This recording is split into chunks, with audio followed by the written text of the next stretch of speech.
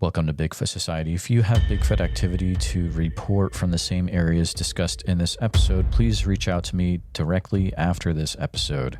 And if you'd like to be on the podcast to discuss a personal Bigfoot encounter, please reach out to me directly at bigfootsociety@gmail.com. Do you wish there was more Bigfoot Society to listen to every week? Well, there is now. If you become a supporting member over at Patreon, you get a special members-only episode every single week on Wednesdays, and sometimes even more episodes.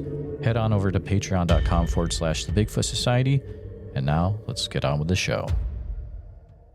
All right, Bigfoot Society, I've got the privilege of talking to Giles tonight. Giles is a watcher over on the YouTube side and reached out about some interesting things he's experienced over on the Lower Michigan Peninsula on the east side of the state. Well, I believe it's the east side. I guess we'll find out in a few minutes. But Giles, welcome to the show. How's it going, man? Oh, it's going great. Thank you very much for having me. Absolutely. Kind of interesting, a little synchronicity. I was just talking to another gentleman on the show last night over in the Lake Huron area, Port Huron State Game Area. So, sometimes the show works kind of interestingly like that. But, Giles, I want to make sure you have all the time that you need to share what you've experienced. So I'm going to go ahead and feel free to take us back to when this started happening for you and any background that you'd like to share as well.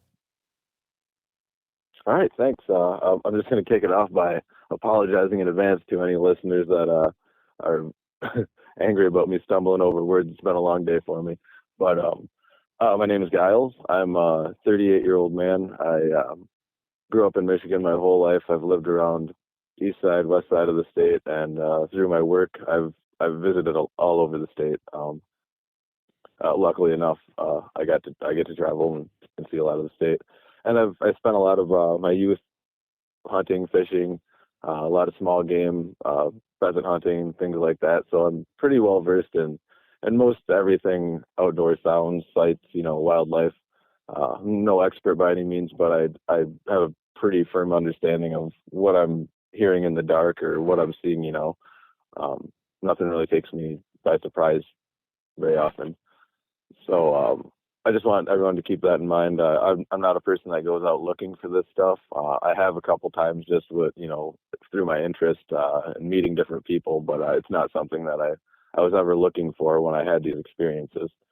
So I've had a lot of things that I can attribute to, like, that were definitely not normal, and I can get into that later, but I'll start off, I guess, with my first introduction to Bigfoot was, I think I was in the 5th grade, and I picked up a book in the library. It had the famous Patterson-Gimlin Patty footage, or the still on the cover.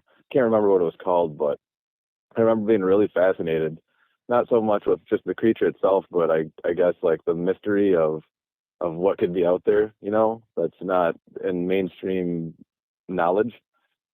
And I soon after that, probably was 13, 14 years old, I started getting more interested in girls and kind of lost interest in all of that and completely forgot about it.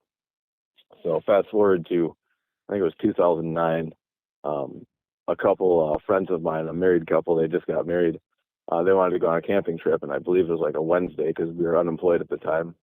And we headed up to it's kind of our like secret spot that our families have been going to for years and years. And I guess I'll try to get some background on that area. It's in between Mayo and a town called Commons. I don't know how you pronounce it exactly, but it's in between those two towns, and it's in the Huron National Forest, and it's on like a little lake that's probably, I guess it takes probably 25 minutes from the main road to drive on these 2 tracks and logging trails to get back there, and it's kind of tucked away, like snaked off on a trail that you can't really even tell it's there. So not many people know it's there. And I think there may be a cabin or two with, maybe a half mile or a mile away through the woods, but you certainly can't see them from the camping site. So we're camping back there, And I believe this was in probably the first weekend of August of 2009. And I remember it being just like a normal camping trip, just hot August summer camping. And I believe it was the second night we were there. It was probably 11 or 12 when we went to bed. We maybe had a couple beers, and like we weren't getting crazy. I mean, it's just three people out in the woods, camping. And the fire had died down, whatever, we go to bed, and it was, I'll never forget it. I had an old Nokia brick phone, and as soon as I started hearing this noise, it was just this pounding sound. And I woke up I felt furious that we come up in the middle of the week to this kind of secret remote camping spot, and, it's not a campground, and somebody has to come and set up a tent, because I thought it was somebody pounding in tent spikes or something, like going wild. And I just turned over and looked at my phone, and it was 3:40 in the morning. And I went from being mad to being kind of confused, because I wasn't understanding, like, this didn't sound like a tent spike, once I kind of came to after a couple seconds. And I just kind of sat up and was listening and got more curious. And as soon as I figured out what the sound was, I just got like almost petrified, like scared, just scared stiff. It was the sound of two, what I would say is, if you held both your fists together, if you had a pretty decent fist, like decent size, if you held both of them together, that size rock, if you held one of each of those size rocks in each hand and just slammed them together, it was just rocks getting clacked together. And the only reason why I know, like, I'm 99% sure that's what it was, is because I do construction, and when you're loading stuff into trucks, like, that happens quite a bit, because there's rock and rubble and whatever and what we're excavating. And it's a pretty distinct sound when it makes a clack sound.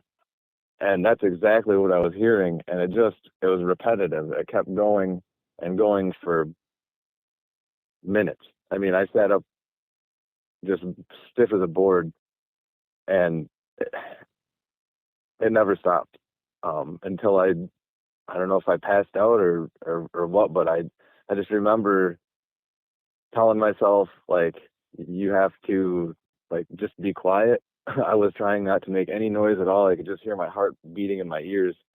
And I was just confused and scared, and I just tried to lay down as quietly and slowly as I possibly could, because the sound was only, I would guess, 15 yards away, 20 yards maybe max. And it was kind of, it was rhythmic, but it had ebbs and flows, where it would slow down and get a little bit quieter, and the tempo would slow down, and then it would just start right back up again. And like, it was like somebody was pounding them together, and they were getting angry because they weren't getting a response, or I don't know. It didn't make any sense, and it still really doesn't to me. Yeah, the next morning I woke up, and I don't know if it was the next morning or before we left, but I ended up going over to that area where I thought it was coming from, and there ended up being a sizable rock. I would say, I don't know, the size of a car hood. It was buried in the ground, but there was probably a foot of it protruding up and out of the ground from where it was unearthed. And I don't know if something was smashing a rock on that or what. But there was probably for the next month, I was asking anyone that I could ask, like, what could make that sound, and the closest thing I got was a few friends had said maybe a bear, when they get aggressive, I think they will chomp their jaws together. And so I looked up videos of that, and audio of that, and it wasn't even close. It was one, it wasn't repetitive, rhythmic, and it just was not loud enough in that same type of sound. And then it was, it's probably a beaver, and beaver don't smack their tails on the water repetitively like that for minutes on end. So I never really understood what it was, and I just kind of filed it away as, hey, I guess that was something weird that happened, like, oh well, nothing happened, so got scared for nothing. Kind of felt like a wuss. So I just forgot about it. And then there was a few other odd instances here and there of, just strange things that would happen to me or me and my friends when we were in the woods. And then the next definitively strange, really strange thing happened on the lake shore of Lake Huron, actually more technically the Saginaw Bay. It was um, a place they called Hidden Harbor. It's not called Hidden Harbor on a map. It's just what local people call it. It's kind of by Wisner. Um, well, anyway, I went out there and it was, I don't know, must have been late October. I remember I went out because I was unemployed for the winter, doing seasonal work, and I liked to ice fish at the time. So I wanted to go out and see if there was any early ice forming because it was a early winter. And I wish I could tell you what year this was. If I had to guess, like maybe 2014 to 16, maybe. Um, anyway, I go out there and it's maybe 11 o'clock in the morning. I park my vehicle and there's a dirt road that leads maybe a mile back, and then you hang a left along the bay shore, and it goes, I don't know, probably another 3/4 of a mile to this turnaround. And there's no houses around. There's maybe one cottage like a couple miles down the shore. Excuse me. And uh, it was the one thing I remember is this area of Michigan is really, really windy, like almost all the time. So it's pretty odd when it's really calm. And this day was extremely calm. The phragmites, the tops of the phragmites weren't even moving. And I guess for anyone that doesn't know, a phragmite, I believe that's how you pronounce it. It's like a overgrown cattail. I think they're an invasive species from Africa or something. Well, they grow like 14 feet tall if if they're given the right conditions, and they're just, I mean, thick as hair on a dog. Well, they weren't even blowing. It was super calm. Walking out, I'm smoking a cigarette, and I get walking down this trail, and to the left of me is just a wall of phragmites. They were probably 12 feet tall, 10 to 12 feet tall, and probably 50, 60 yards back. Just that's all it was phragmites until there was a wood line. Then on the right was just scrub brush and little reed grass, and nothing until you get to the water, a few hundred yards away. So I'm walking along this trail, and I get, I don't know, maybe 100 yards away from my vehicle, maybe less. It's been a while, so bear with me. I might not be accurate with this. Um, I was just walking, and all of a sudden I heard something which I thought was a deer, like stand up and kind of spin as if it was bedded down in that tall phragmite. And I just thought, oh, I just spooked a deer or whatever, no big deal, keep walking. And I noticed the deer, was kind of walking along with me, or what I thought was a deer was walking along with me. And I just started thinking, oh, that's kind of cool. Maybe I'll see a big buck or something. It'll pop out in front of me. And that's not what happened at all. I just kept walking, and this thing, whatever it was, just almost like it made a beeline right towards me. It started maybe, I don't know, 30 to 45 yards away from me when I initially heard the sound, because that it makes quite a ruckus when you move around in that phragmite. It's just like a real like swishy kind of sound. Well, anyway, I could just hear it making a beeline, like kind of towards me. I thought, man, that's kind of odd. That's not normal deer behavior, because that's really the only big animals we have around here. There's no real bear. There's mountain lion, but they don't really say that there is. They won't admit it, and there's not really that many. So this what I'm thinking is deer making a beeline right towards me, and it started. The closer it got, it started sounding different. Like it wasn't like a deer. It sounded like something on two legs.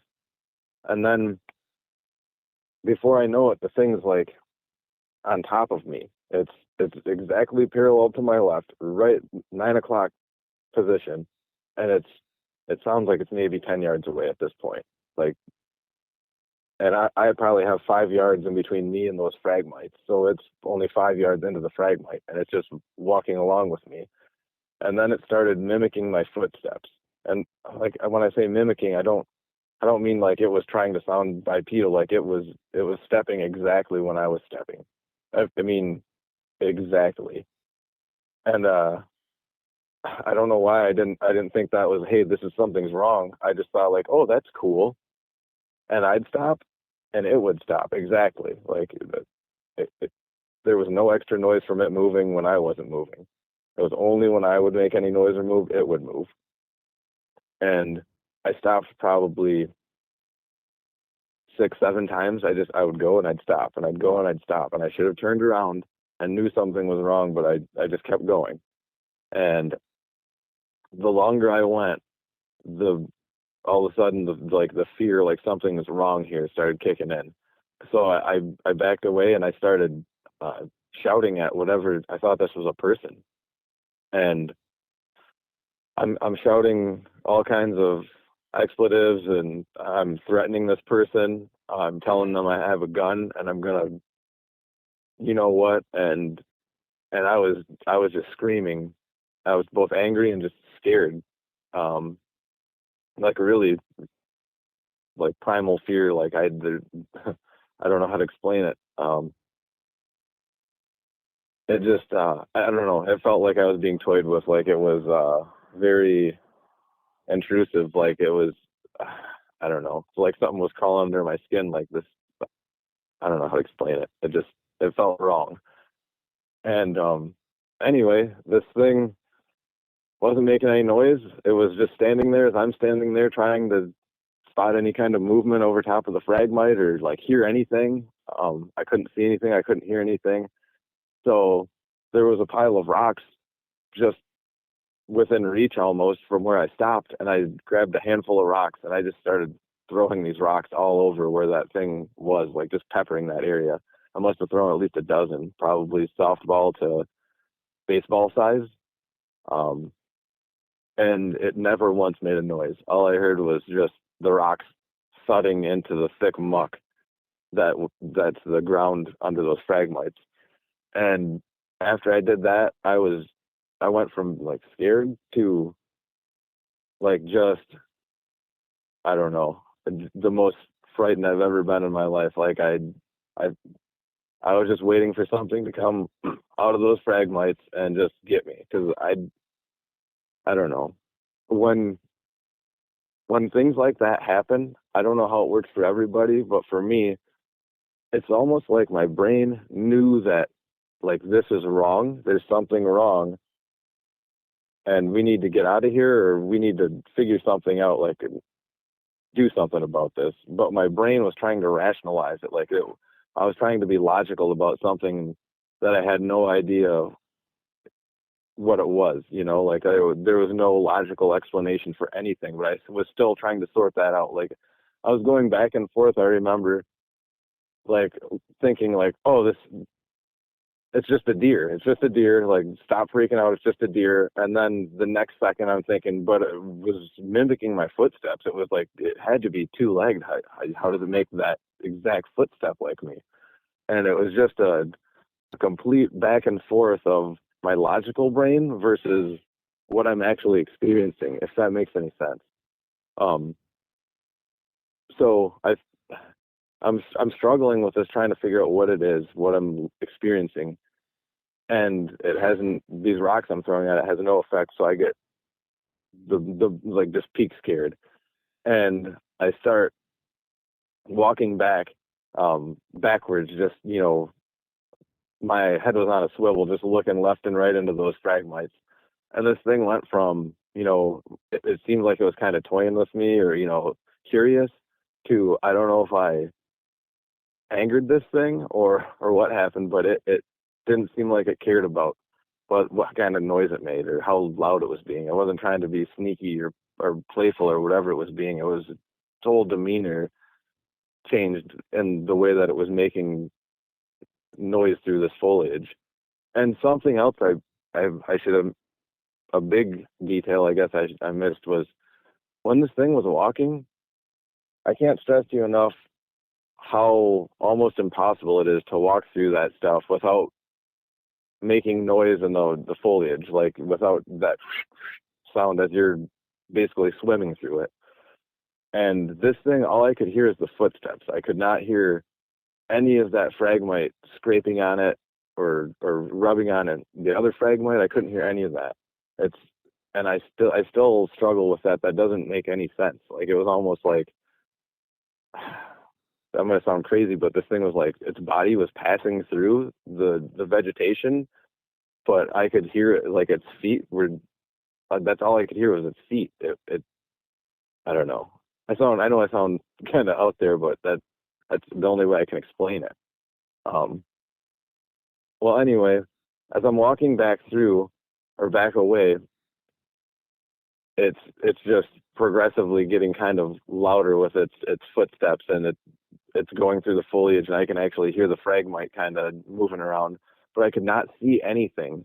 There was no movement, no nothing. And I still had a couple rocks in my hand, and I turned my body, and I'm starting to kind of jog with my head on a swivel, like looking behind me. And I must have been maybe 10 yards from my vehicle, and I just dropped those rocks, and I literally was running for my life. I was just running as fast as I could. I ran right into the side of my vehicle, opened up my car door, got in it, and I never looked left. I just started my vehicle and just took off. And I don't think I told anyone about that for at least a couple of years. It's almost like I just like, it was too much for my brain to handle, and it was just like, forget about it. And that's what I did. Like, it never even happened. Until one day, probably a couple of years later, a friend of mine had asked, hey, should we go ice fish out at Hidden Harbor? And it was like, as soon as he said Hidden Harbor, where this happened, it was like a light switch. And I just was like, oh my gosh, did I ever tell you about what happened to me out there? And he's like kind of laughing. He goes, no, what happened, you know? And I explained to him, and I've never told anyone that, like, the first experience or this encounter at Hidden Harbor was ever a Bigfoot or anything, but I don't know what else it could be. You know, if anyone has a better idea, you can tell me what it is in the comments that I might have experienced, because I'd love for it to be something explainable. It's much better to think it's something that's normal than to always wonder what was that, and just to kind of have that unknown fear in the back of your mind every time you go out into the woods. But anyway, sorry, I'm rambling. So my third experience was, it would have been not this past October, but the one before. I was traveling to work, and again, it was October. I don't know, probably mid-October, because there was still corn stubble in the fields, like it had just been harvested, so it had to have been mid to late October. And I'm traveling to work. It's a very, very light fog day. The visibility wasn't really effective, but there was a light fog. It was about 8 o'clock in the morning, 8:15, and I was traveling down Argyle Road, which is in the thumb of Michigan, right? It would be southeast of Cassidy, Michigan. Again, Argyle Road. And I was traveling down, and just before the intersection of Pinnebog Road, I crested over a little hill, and I went down into a valley, and there was another hill I was coming up. Well, as I get down to the bottom of that valley, I would just happen to glance to my left, and I noticed this huge figure. And I did one of those, like, where you only meant to look left for a second and put your eyes back on the road. And I looked left, and my head went back towards the road, but my eyes never left this thing. I was just like in amazement, like, this guy is huge. There's a huge person, like the biggest person I've ever seen. So my eyes never left it, and my head goes back, and there was just this hulking figure, probably 50 yards off the road. It may have been a little bit farther, because I only got 3 to 4 good seconds of actual visual of this thing. And it was, at first I thought it was maybe 7.5, maybe to 8.5 feet tall, but I think it may have been a little further off the road than what I initially thought. So it could have been, I mean, 8.5, maybe 9 feet tall. I'm not sure, but it was a huge, what I thought was a man. And my initial impression of it was, I thought it was a farmhand or a farm worker, just a huge corn-fed country boy walking back to his tractor or something through the field, because it was almost like they had their hood up and their head was kind of like towards the ground, as if, you know, the thought of like, oh man, I guess I got to go get this tractor, you know, like son of a gun kind of thought, as they're just head down walking towards the end of the field. Well, the more I looked at this, the more it just didn't make sense. It was too big. It was all one color. And when I say one color, like, do you know the like those, like the blackest black paint that they'll paint cars and stuff? Do you know what I mean? That color? Yeah, absolutely. Yes. Like how it doesn't have any kind of reflection, like you can point a flashlight at it basically and like it doesn't reflect any light back. It was like this thing was just a silhouette of this brown red color. Like, if it was kind of the color of a Carhartt jacket, but not Carhartt brand, like a kind of an off brand that's a little more like a red color. That's the color it was, like a calico cat, like the rust color of a calico. And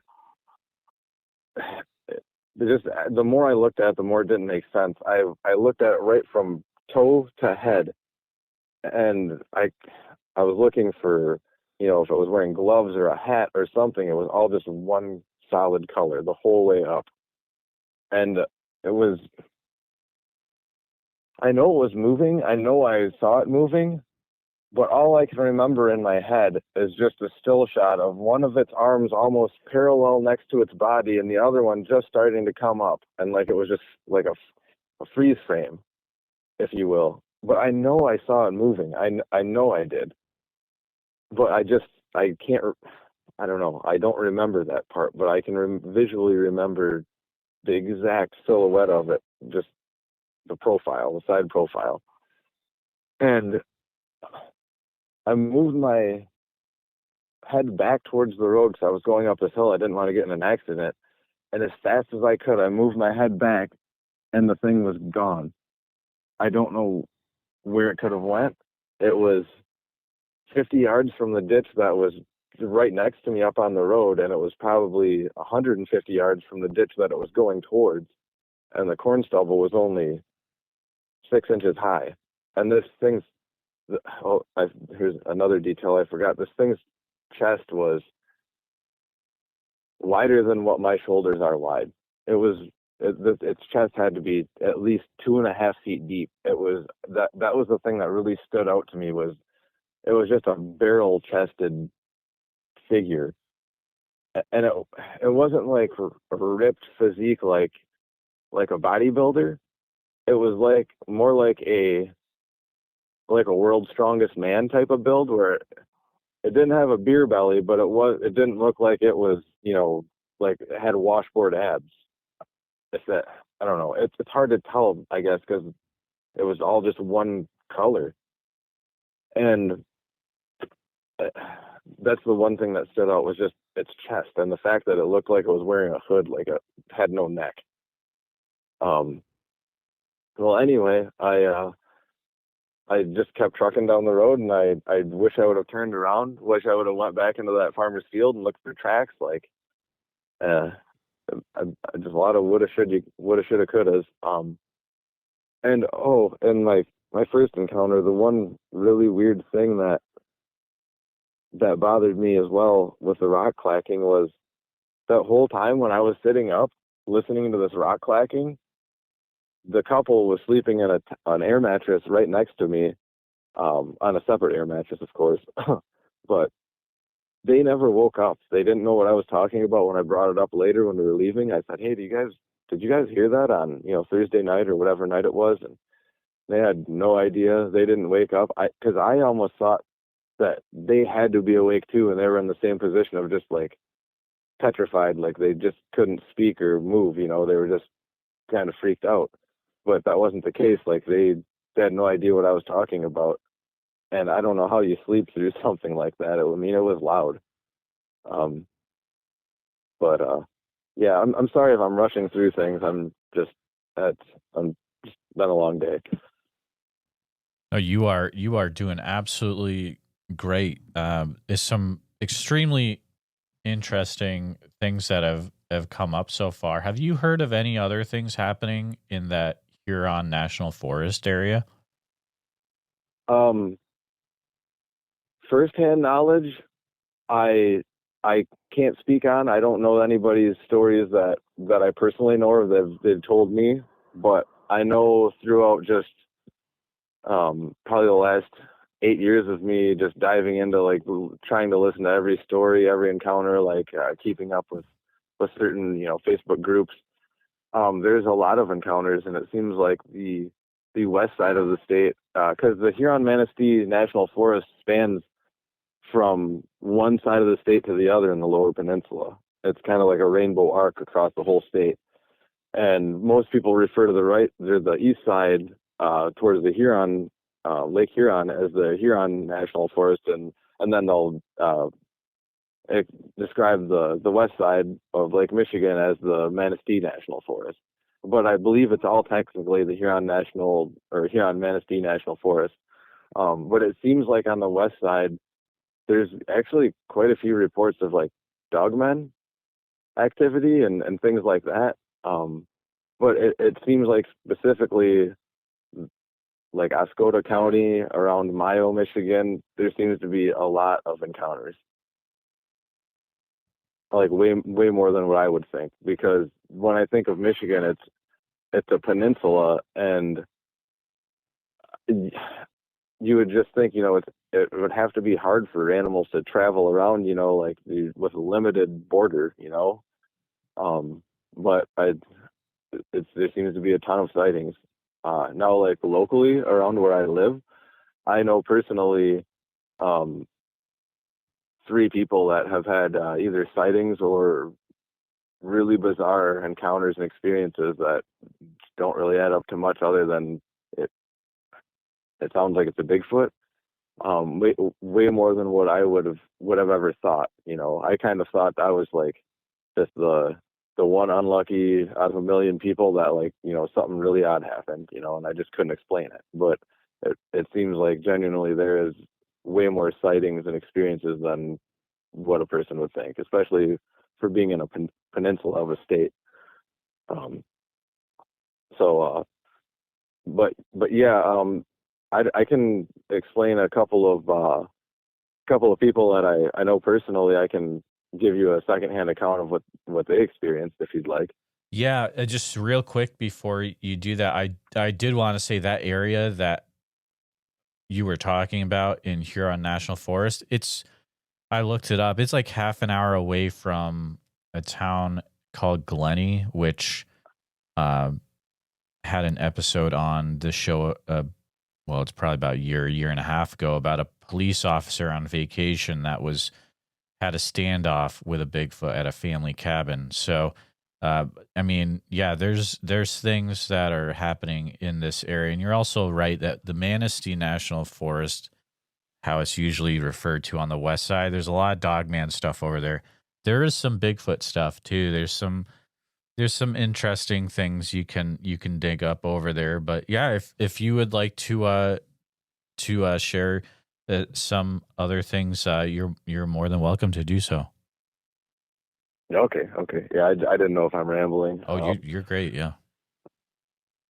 So there's I won't name any names obviously because I just for their sake, but there's a young lady that I've been friends with on and off since high school, and her and her boyfriend at the time, they were camping up along, I want to say it was along the Rifle River up in or no, I'm sorry, it was the Ausable River, and that's along the east side of the state. And they're at this primitive campsite. I believe you had to canoe or kayak or paddle to get into. It was only water access, so it's kind of remote. And all these campsites are spaced out. Well, I guess there was nobody else really camping around them. They kind of had the place to themselves.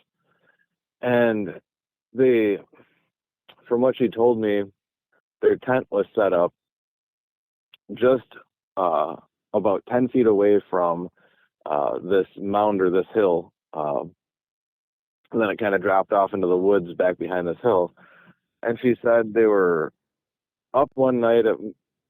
She made it sound like it was dark in the summer, so I'm assuming it was, after 10 o'clock at night, probably before midnight. She said they started smelling something, and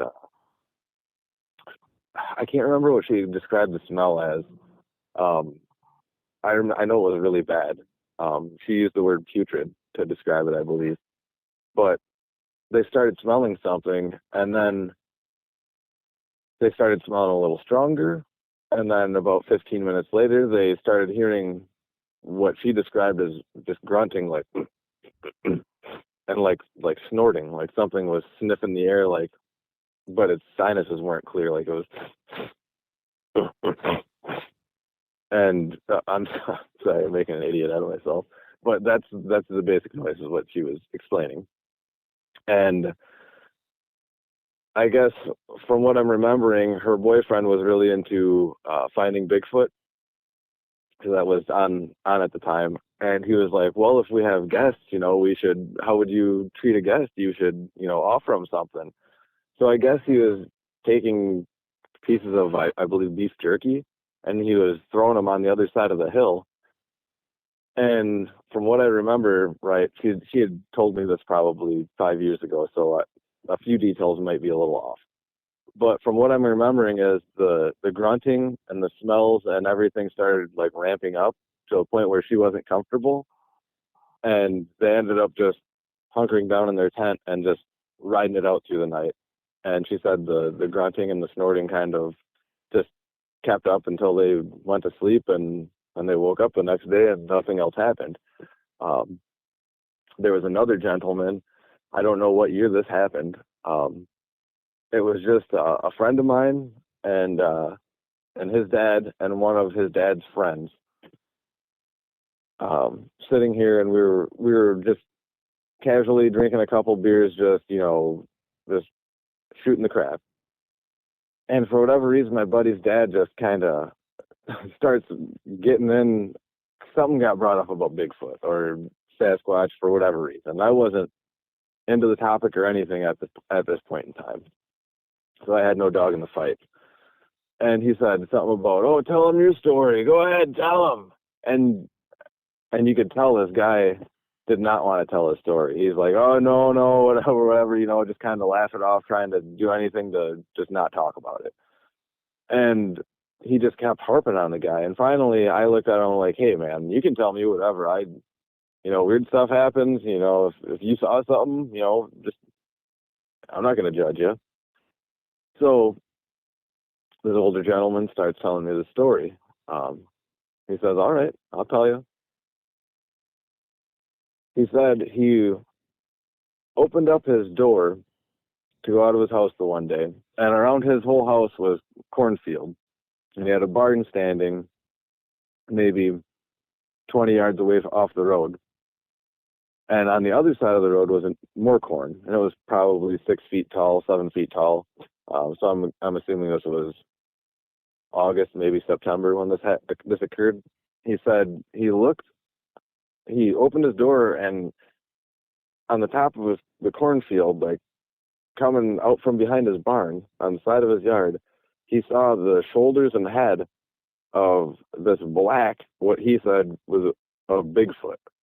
He said he watched it walk, slow down, go down through the ditch, and just slowly, like it owned the place, walk right across the road, go down the ditch, walk back up the other embankment, and just continue walking through that cornfield until he couldn't see it anymore. And the thing was apparently heading towards the north, and this happened in a town called Sebling. And where this thing was heading would have been heading like almost straight towards town. It was only literally a mile and a half as the crow flies from a town, which I don't know if that makes any sense, because the way, especially in the thumb area of Michigan is where I'm from, there's towns probably every 10, 15 miles apart, maybe 5 if they're kind of close, and they're all just little tiny towns. So I don't know why something would be almost on purposely going towards a town when almost any other direction is solitude. There's just houses scattered here and there, and just on country roads. So that, I always thought that that was really weird, but I have no reason to not believe the guy. I mean, he honestly didn't even really want to tell a story, so it kind of makes me feel like he's probably credible. But that was the first person that I ever met that actually was serious about it and was like, yeah, that's what I saw. What can you do about it?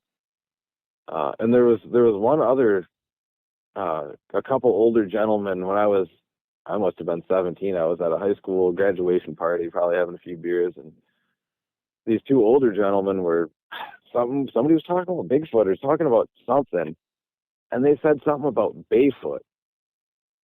And I just remember thinking, I looked at him and I said, "What'd you say?" He said, "Yeah, that Bayfoot thing's out there. You guys ought to be careful. There's Bayfoot."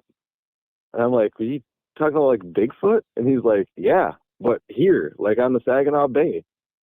And I just thought the guy was crazy. I was like, "You got to be kidding me." And well, years later now, I don't think he's so crazy. I've had my own things happen that I can't explain, and whether it was Bigfoot or Bayfoot, whatever you want to call it, or I don't know what it was, but it doesn't make any sense. But I for years after that, I just, I don't think people realize, people that want to see or experience something, I don't think people realize truly what kind of shock to your system and reality it is. It is incredibly jarring. It's almost like, how do you believe anything when I've myself have been making fun of or not believing, thinking these people are on something or full of it, telling me these encounters, and then I have almost the exact same type of things happen, and I'm wrestling with it, and then I was making fun of that guy. I don't know. It just didn't sit well with me, and I really had to wrestle with that for a long time. And finding people that you can actually talk to, or that won't laugh at you about it, and they'll just listen, and that's all, not judge. That means the world to people, at least the people I know that have had experiences, because it's so easy to just laugh it off and say, oh, you must have been on something, or this or that or the other thing. But there's been a few other odd things that have happened to me personally. I can kind of quick go through if you want, or it's not really Bigfoot related, but it's definitely paranormal and just really odd. Yeah, go right ahead. Okay. So one really, really weird thing that had happened was I was living with my parents at the time, and I don't know what year this was. I want to say I was probably mid-20s, maybe young 20s. Well, anyway, one night it must have been, I don't know, 11 o'clock in the summer or so. I was at our sink, and there's a window that overlooks towards the south over our backyard, or my parents' backyard, right over the sink. And I happened to notice something out of the left-hand side of the window, and I looked over, and as soon as I saw it, I said, "Hey, Mom, look at this. Come here and look at this." And it was what I can only describe as it looked like a helicopter with a spotlight shining down, but there was no marking lights on this quote-unquote helicopter. It was just like a beam in the sky that was just, hauling mail. It was moving. I don't know what the speed it was going. It was going, I don't know, 150 miles an hour, probably more. I don't know. It was really moving, and it was only, I would say, 80 foot above this ditch And when I say it's a ditch, it's called a state drain, and it's probably 40 feet across and 30 feet deep. So it's not a small geological or a small feature in the land. It's kind of a huge, it's like a huge river. And this thing was going directly over top of it, just, I mean, hauling. And it probably passed by my house. It's maybe a quarter mile from my parents' house. So you would think you'd be able to hear a helicopter or something traveling at that speed when it's completely silent in the middle of the night. And there was no noise, no anything. And I didn't really notice that. I kind of, it's one of those things again where something's not right, like something was wrong there. And I don't know what it is, but my logical side of my brain is trying to just sort it out and make it make sense, even though it doesn't. And I just kind of, it's dawned on me, like, I didn't hear anything. Like, that was silent. And I asked my mom, I said, did you hear anything? Did you hear like rotors, or did you hear the engine? She goes, no. I said, wow, that's weird, isn't it? Like, that's really weird. And I just kind of sat there and thought about it.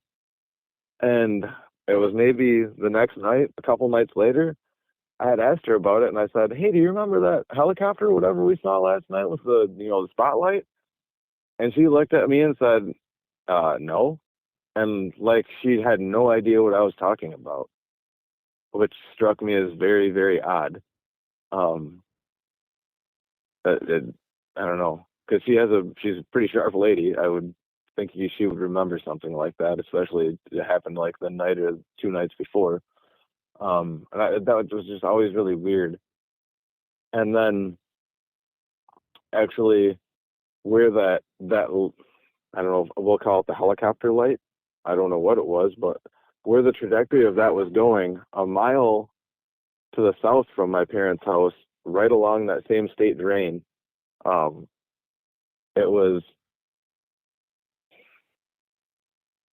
this was probably 2 years ago. This happened in the summer.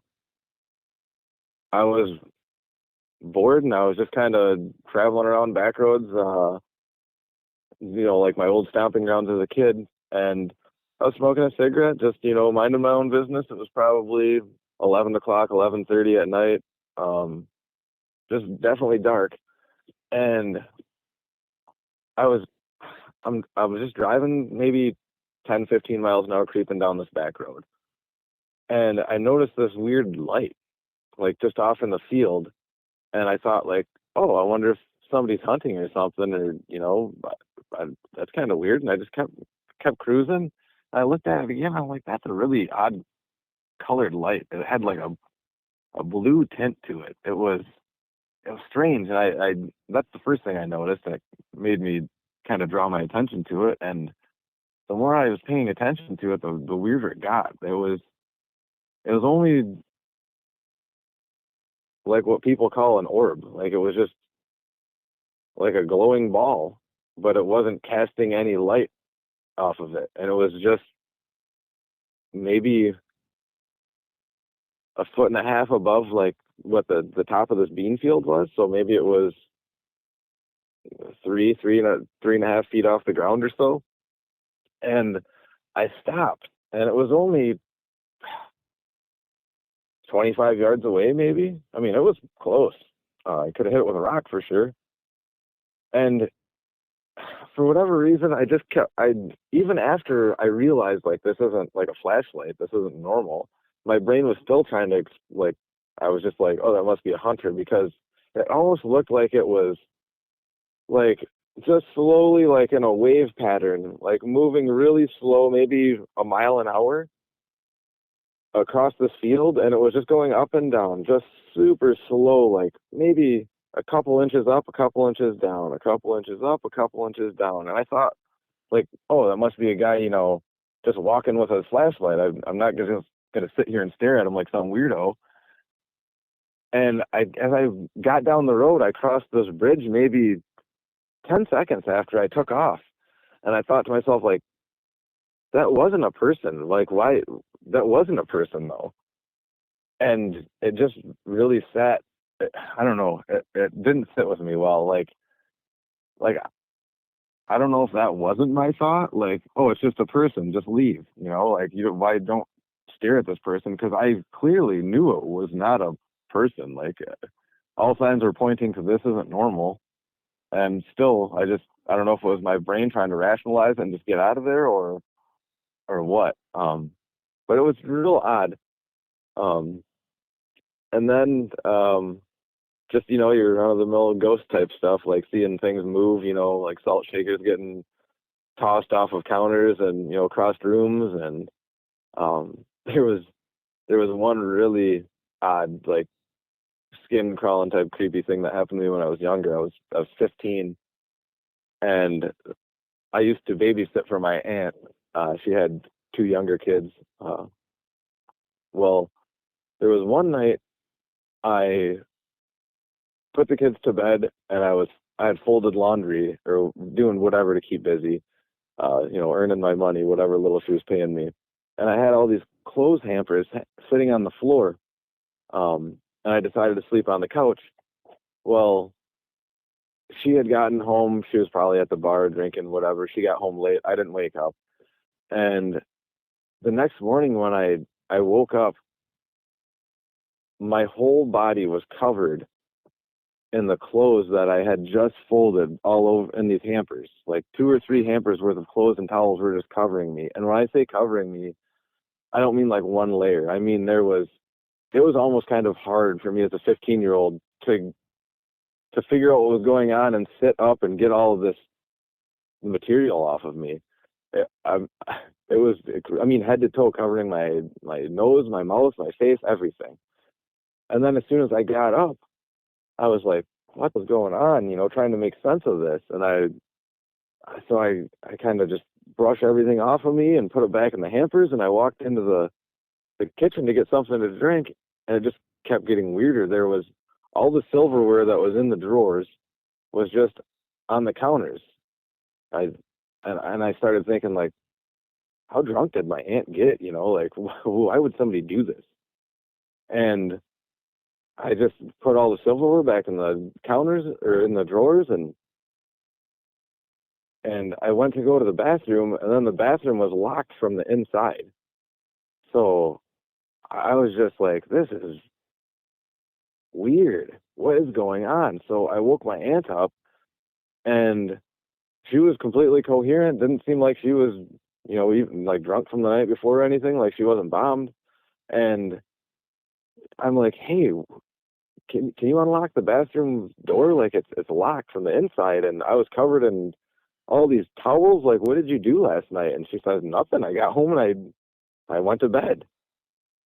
And I was like, all the silverware was out of all the drawers. The drawers were open. All the silverware is up on the counter, and the bathroom door's locked from the inside. So she unlocks the bathroom door, and the whole inside of the bathroom, like, she had shelving that went from like almost the floor to the ceiling, these big shelves, and they were all like pulled out almost to the point where they were going to fall out, and like most of the contents were just scattered throughout the whole bathroom. So I don't know, that was just super weird. And I thought to myself, like, man, that had to be my aunt, like, I don't know if she's playing some kind of crazy trick. Like, I don't know why she'd do this to her house. I'm just trying to rationalize it, as a kid. And there was an experience that happened later in that house that led me to believe, like, maybe that really was something supernatural or paranormal, whatever you want to call it. I was sitting in the same house. I was sitting at her dining room table, and we had just made lunch for her kids, and she had just got back from work, so I was babysitting them again. And I'm sitting looking towards the wall and on the opposite side of this wall would be the living room. And to my left is my aunt, and in front of me is her son, and to the right of me was my younger cousin, Becca. And she was, I want to say, 4 years old at the time, somewhere around there, maybe 5. She wasn't in school yet, but she was the only one that could see into this living room because there was a partition wall there and a big, like, archway opening. And she wasn't eating, and she kept, like, staring off to the living room, just like she was really focused on something. And I was looking at her, and I said, hey, eat your hot dogs or macaroni and cheese or whatever she was eating. I said, come on, eat some of that. And she just kind of looked at me like, nah. And she played around with her food, and then she looked straight over there. Like I couldn't get her attention away from the living room. So I was like, what are you looking at? You know, what's so important in there? And she goes, oh, I'm just looking at that man. And I said, what? And she goes, yeah, I'm just looking at the man. And I'm kind of like laughing, like, okay, I'll play along with her. I said, what man? And she goes, oh, there's a man right there. And I said, oh, what does he look like? And she goes, he's wearing a suit, and he's got a hat, and he's got a briefcase, or he's got a case, or however she explained it, in her 5-year-old terms. And I started kind of getting weird, like that's a, kind of an accurate description, 'cause there was a little more detail in it, like a tie or whatever, because I was asking her like more about what he looked like. And she just kept, like, she was looking right at somebody and explaining, like, describing them. And I said, oh, I said, was he outside the window? And I went to go get up and look. And she goes, no, he's in the chair, like in the living room, in the chair. And as she says this as I'm getting up, and I get up and I look over there, and there's nobody there, like not a soul. I sat back down. I said, well, I don't see anybody. No, he's not there anymore. And she looks and she goes, no, he's not there anymore. Like, just, deadpan, like super serious. And it was just like, made my skin crawl. Like, ooh, I don't know what you were seeing, but it sure seems like you were looking at something. And that just gave a whole lot more validity to whatever happened, the experience before with all the laundry and the whole house being basically turned upside down and nobody waking up, which I'm not a super heavy sleeper, but if you stack things across my face, I'm almost guaranteed to wake up, and I don't know how I slept through all that. But that's pretty much sums up most of the odd things that have happened in my life, and I don't think I need to keep rambling and talking to your up anymore. The interesting thing about all that is that some of it was happening before your Bigfoot encounters, which is extremely interesting.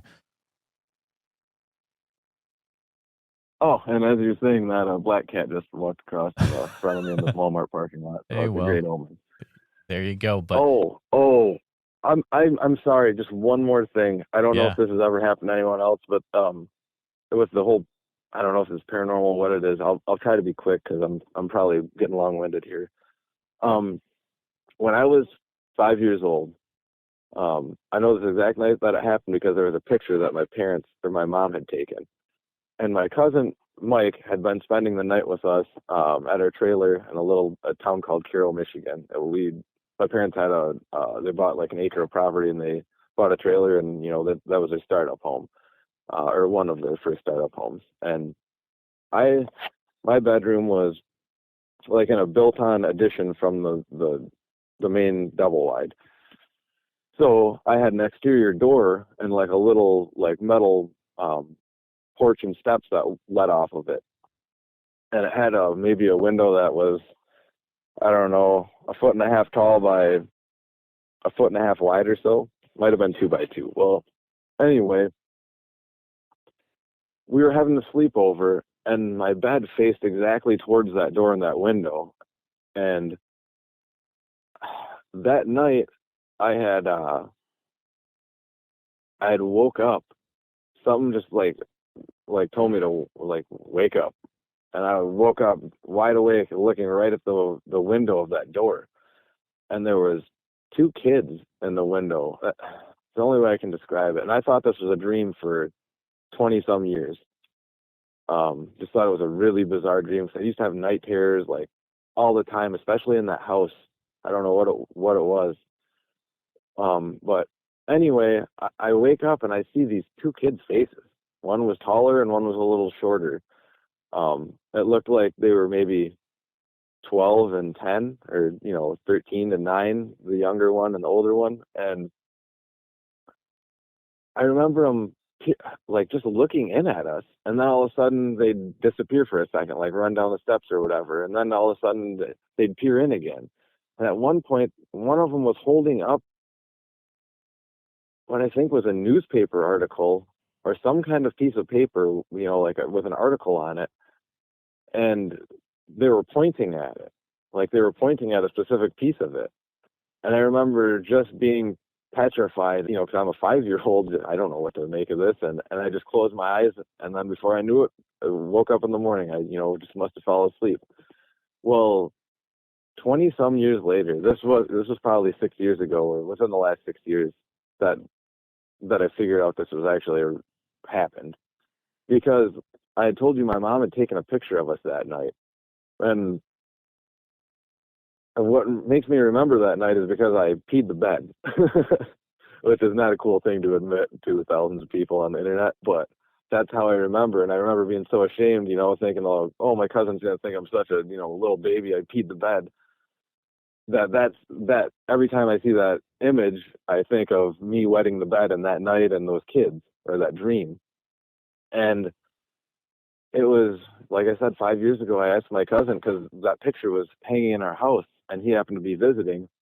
It was some kind of family gathering. And I said, hey, do you remember the night that picture was taken? And he kind of gave me a weird look and he's like, yeah, I remember. Why? I said, do you remember anything weird that night? Like, I just wanted to ask him without planting any seeds or anything, and I just wanted to know if he saw anything weird. And I said, I asked him that question. He says, yeah. I said, what do you remember? Do you remember anything involving, like, anything with that door that used to lead outside of my room or outside? And he goes, yeah. I said, what did you see? He goes, I saw a couple kids. And both of us, like, our hearts sank, like, wow, that was real. Because I think he was thinking the same thing, like that had to have been a dream or a nightmare or something, like, like, just forget about it. But he remembered exactly the same thing I remembered. I said, was it just the kids or was there anything else? Were they holding anything, And he said, yeah, they were holding a piece of paper or like a newspaper. I was like, son of a gun. Just, the things that you write off as, oh, I must be crazy, or that never happened, or it's amazing when you actually have confirmation of, like, no, that really legitimately did happen, and there's another person that can corroborate it. Because all the other odd things that have ever happened in my whole life have all it's just been me. Nobody else to share the experience, nobody else to, hey, did you see the same thing I seen, or did you hear what I heard? And the only time there was another person or a couple of people there, like, they were just dead to the world, didn't even wake up for the experience or the sound. And that really has always bothered me, like, for the longest time. Like, man, why can't this happen with somebody else to see it, or to, at least let me know that I'm not crazy. But that's literally all of it. I'm sorry for being so long-winded, and if I'm stumbling through my words, I'm sorry. I think you did a fantastic job. It's always very special when someone can collaborate something you saw without you even saying what it was, which is very cool. But you have had some really, really interesting experiences around Michigan, and I just want to thank you for coming on this show, Giles. But go real quick before we end. You did have that visual of something for a few seconds. From based on what you saw, was it something that seemed more ape-like or more human-like, or was it something that was maybe completely different? Well, before I answer, keep in mind I didn't see any details like facial features, any skin tone, anything. Sure. But with that in mind, that looked 100% like a human, like just a freakishly big human. and it took me a little while to convince myself, like, that was not a person. Like, there is absolutely no way. And that's without the thought of them disappearing. Like, it was such a just girthy, big person. That's the only way I can describe it, is like a corn-fed country boy. Like, if Andre the Giant was like, and physically more fit, like he was more toned out, you know, like actually cared about his health, and just bigger. Like, this thing was so big. But definitely, I would say much more man-like appearance than anything. There was not really much gorilla about it than like the way that its head and neck was. It just looked like it had no neck, like it was just wearing a hood, but it clearly wasn't wearing any clothes. Wild stuff. Something, you know, one thing's for sure, there's some weird stuff going on in Michigan. I just want to say thank you for coming on the show, Giles, to share what you've experienced over the years. And, you know, definitely keep us in mind if you do experience anything else weird in the future. We'd love to hear from you. Oh yeah, yep. I really appreciate having the opportunity to just get this off my chest and let people know. Because I think Michigan's kind of a state where I don't know if we're behind the curve in technology and people getting on board with the different YouTube channels and Facebook pages and getting involved in online communities with this, but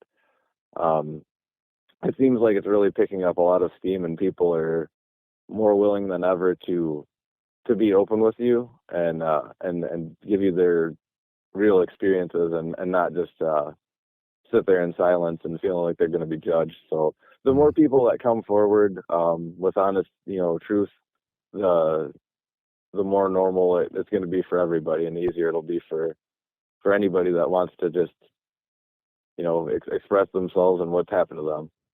Appreciate what you're doing, you and every other channel that's like this. Well, thank you, Giles, and again, feel free to reach out if you ever need to share anything else. But thanks for coming on the show tonight. Oh yeah, the pleasure has been all mine. Thank you very much.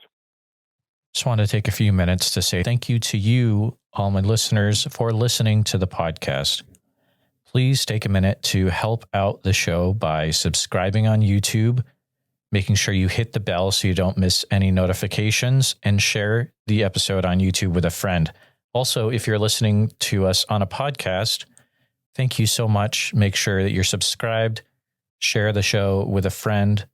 Really, it's all about sharing the show wherever you can. If you've had a Bigfoot encounter related to the following or know someone who has, please reach out to me at bigfootsociety@gmail.com or pass on my email. Here's a list: the Subtle Lake area of Oregon, Rainbow, Oregon, McKinsey Bridge area, Sweet Home, pretty much that entire area, the north part, if you get what I mean.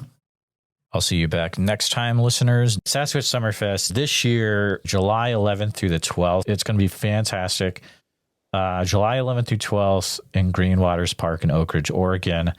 And listeners, if you're going to go, you can get a 2-day ticket for the cost of one if you use the code BFS,